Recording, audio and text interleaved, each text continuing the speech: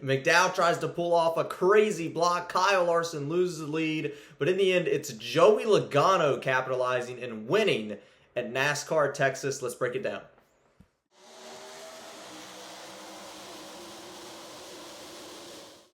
Hello everybody, welcome to Dirty Air. I'm your host Alex Lambert, and let's talk about NASCAR at Texas Motor Speedway, the mile-and-a-half racetrack that was certainly no snooze fest today. There were a lot of interesting storylines, interesting topics to discuss. One line was the key. The bottom groove was certainly the way to go and win this race. That made track position extremely important throughout the majority of the day. We'll talk about Joey Logano. We'll talk about this block that Michael McDowell made for some reason. We'll talk about Kyle Larson losing the lead close to the end of the race. And then, of course, we'll just talk about the race in its entirety, go through the top 10, and discuss a few other things. But certainly a lot of interesting storylines to talk about up front in the closing laps of the race. And I'm a bit, maybe disappointed in what we saw today. I think we had a solid Texas race going, but track position is just so important in this race, especially with this race car. It was, you can blame the next gen car for a lot of other racetracks becoming, track position dependent or, clean air dependent, but Texas has always been one of those racetracks,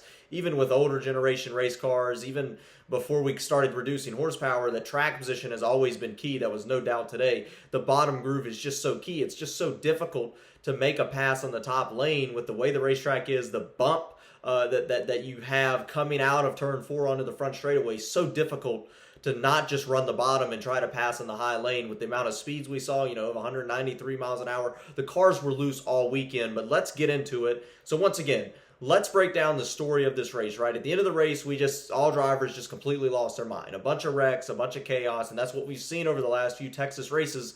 A lot of problems, a lot of wrecks at the end. We saw that really starting in 2021 that I can remember in this race. So that's the old generation race car, and then that moved over into the next generation race car as well. Just a bunch of crashes, even some tire issues in 2022, and then of course that groove where drivers spin out, slide to the outside wall. That happened again today as it did a year ago. But Kyle Larson has control of the race for multiple restarts. I mean, a lot of restarts, at least 4 or 5 restarts, is able to take the lead and pull off into the sunset. Looks like Kyle Larson is the guy to win this race, certainly the favorite at that time, until Michael McDowell on 2 tires is actually able to get by Kyle Larson, hold him off. Larson slips up a little bit, has an issue, has a moment, goes all the way back to 5th place. That puts Michael McDowell in control to have an opportunity to win the Texas race. Once again, on 2 tires, so like 50-something lap older tires on one side of his race car than everybody else up front. So that's certainly a bit of a disadvantage, but he's able to hold off guys like Ryan Blaney on a restart. Another caution does come out. Unfortunately, Michael McDowell does keep the lead, able to hold off Ryan Blaney just barely. Once again, when the caution comes out, it does not go to the moment of caution when it's on a regular lap. That's only on the final lap. It goes to the last time loop. So certainly don't want to get into too much of the complicated rules there, but Michael McDowell held the lead going into the final restart and took off. And then you see here Joey Logano trying to make a move, or the second to the final restart. Joey Logano catching him quick on fresher tires, able to get by Ryan Blaney. Logano, once again, one of these clutch drivers, is able to come up on Michael McDowell, and Michael McDowell just makes a crazy block to the bottom lane of the racetrack on the straightaway, takes away all his momentum, all his speed. Ultimately, Joey Logano goes on to take the lead, take the win. McDowell does crash, causing one more overtime attempt, or one more restart after this, an overtime attempt, the one and only overtime attempt. But McDowell, not really too sure what happened here. I don't really like this move by McDowell. I don't know why you would turn so far down low to block, and then McDowell's on the playoff bubble too. You've already lost the race to Logano, right? Why push it and completely lose all the points that you could have gained with the top 5 or at least a top 10 finish, worst case scenario, today? I don't know. Don't quite understand everything that happened. Just lost control of the race car, crashed out. I don't know. Very frustrating situation there. Got to look and see what you can do differently moving forward. And we've seen a few issues from McDowell. So I go back to Talladega in 2024 last year, where he sort of did, this is certainly way different, but a similar type thing, turning down the racetrack to block, comes back up, crashes in front of the field, does not get a good finish. McDowell at Talladega last year. I don't know. I just don't like those decisions. When leading, you have to capitalize, and McDowell just last couple instances, I feel like, has not quite done that. I'm not saying it's easy by any means, but we've seen other drivers not do that, and that's why I think we can point to that as a mistake that needs to be capitalized. I just, at the end of the interview, just saying, I went for it, that's how we wanted to do it. I don't know. I feel like things could have gone differently for the for the Michael McDowell team today, the Spire Motorsports team. Could have got a better finish today, had some speed, and had the track position too. Joey Logano getting the win, big deal for Logano, punches his ticket in the playoffs, is having a somewhat solid year as far as points go. He gets a lot of stage points every week, but does not get the result every week. Well, this week, he finally got the result, was fast all day. They were talking about him on the broadcast all day long. He's been one of the favorites to win today at Texas. This is the first time Joey Logano's won at Texas since 2014. That was on a Monday in 2014 in the spring, and I believe that was Joey Logano's fourth win at the time, so it's been quite some time. Certainly a lot has changed for Joey Logano since he got his fourth career win at Texas in 2014, but won again today in 2025, so it's been 11 years, and a big win for Joey Logano, punches his ticket into the playoffs. Once again, I feel like this is a team that is always clutch up in the right moments. These crazy races where things go wild at the end, point at Nashville last year, even Las Vegas, crazy fuel mileage. Joey Logano is the team to shine.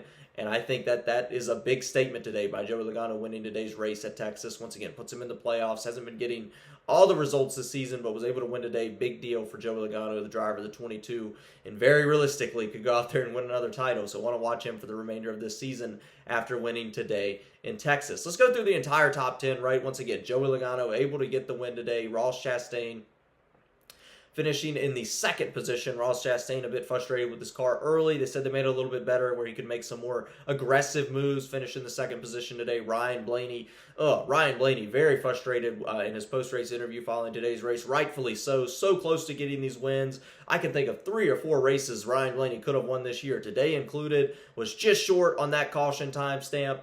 A couple restarts before the end of the race to give him a better shot to win. Then couldn't quite get by McDowell. Couldn't quite get to his teammate Joey Logano at the end. Frustrating season overall for Ryan Blaney. You go back to the blown engine. I mentioned this multiple times. The blown engine a few weeks ago. Getting spun at Atlanta. The blown engine in Miami. I don't know. Things are just cannot quite go Ryan Blaney's way right now. And I hate to use luck as an excuse, but man, some things are just... some really close things are always just close, but against Ryan Blaney right now. We'll see if he can get it turned around. They have the speed. He can very realistically win multiple races this year. Just hasn't quite done it yet. Kyle Larson with multiple wins on the season. Once again, lost today's Texas race at the end. And I don't know. That was a bit of a strange loss. If you have the track position, you can't give that up. And when you have that fast of a race car, to Michael McDowell, somebody who certainly does not have that fast of a race car and is on older tires. I don't know, a bit frustrating there for Kyle Larson that he was not able to win this race and definitely should have. Eric Jones, I think Eric Jones said in his post-race interview that's the first top 5 for Legacy Motor Club on a non-plate track, so a non-Daytona Talladega style racetrack. First top 5 since Kansas of 2023. Certainly that was a long time ago, so very fortunate there that the Toyota of Eric Jones was once again back in the top 5. Certainly exciting for them. And once again, everything we look at in this top 5 is so track position dependent. So pit road was important all day long. Dodging the crash was important all day long. There was not a lot of maneuvering on green flag runs because it was difficult to do, almost impossible to do, considering you had to stay on the low line. So once again, Eric Jones might not have had a top 5 car today on raw speed, or a top 10 car on raw speed, but put himself in the right position, and it's just so difficult to pass. Track position, once again, at Texas, even before this car, has just been so key. Ricky Stenhouse Jr. finished in the 6th position. Dodge Kyle Busch there at the end to be able to finish up front and not get taken out. Austin Dillon, nice 7th place finish. John Aaron and Nemechek, another one of those Legacy Motor Club Toyotas in the top 10. A nice 8th place finish. A couple of top 10s this year for him. Maybe this is his 3rd top 10, I believe, this year for John Aaron and Nemechek. That's certainly good. And then Christopher Bell, able to get back up in the 9th place position. Once again, Bell's one of those drivers, the 25th, 30th all day long, was not looking very good all day, but was able to come back up, finish in the 9th position. You see Daniel Suarez for the Trackhouse number 99 to round out the top 10 today in Texas. So certainly interesting top 10 there, but once again, so track position dependent. A couple of guys that had bad days that probably should have had better days. I look at Carson Hocevar today, had the fastest lap of the day, was started on pole, qualified up front, did good in practice on Saturday, looked to have a really fast race car. But once again, Carson Hocevar, and I've said this multiple times this year, has been in the position to, I'm not even going to say win a race, probably has been, but in a position to get a good finish. I'm talking top 5, top 10. Once again, win it would not have been out of the question some of these races this year, but it hasn't done so, and instead that team, that 77 team, has finished outside the top 30, and or top 25 at least. That's very frustrating for Carson Hocevar, a team that probably should be in the playoffs right now is not in. I don't know, a lot of speed out of that car, but some mistakes. Like I said, Carson Hocevar has these signs of greatness and then has these disastrous rookie mistakes. Got involved in an accident today, almost wrecked earlier on in the race, did wreck later on in the race. Frustrating for Carson Hocevar. Had an opportunity. I think these teams, I don't understand it's like, it's not win or nothing, right? Especially in this series of NASCAR. You cannot win, finish second, third, top five, and still have a solid points day and make the playoffs and race for more later.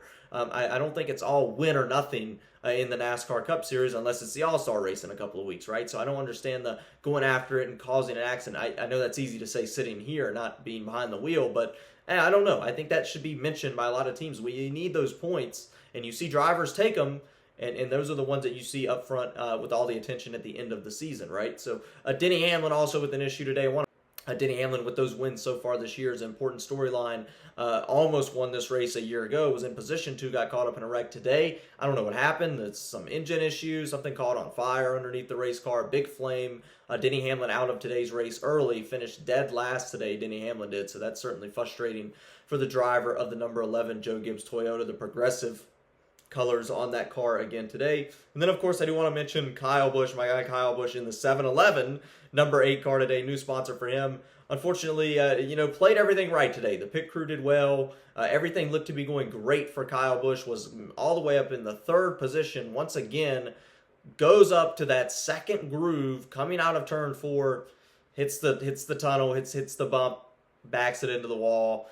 Don't know. Very frustrating there for Kyle Busch, right? And these are frustrating cars to drive, I understand, but man, I don't quite understand why that had to be the case today for Kyle Busch. Ended up getting caught up in another wreck after that. I think he ended up finishing top 20, actually, with all the chaos at the end. But overall, just a frustrating day for Kyle Busch that's how the day ended. Could have got a solid top 5, top 10. One of those drivers that's on the playoff bubble. He's now 12 points out. If he'd have finished 3rd, it would have been multiple points in. So certainly just want to mention that and break that down. The teams and stuff, I know they're looking at it, but to got to find a way to get in these drivers' heads and let them know that a good finish pays well. Typically going for it, wrecking yourself, isn't quite the best idea, right? There was almost no chance you were going to get to the leader today, which is unfortunate, especially if you were 4th or 5th.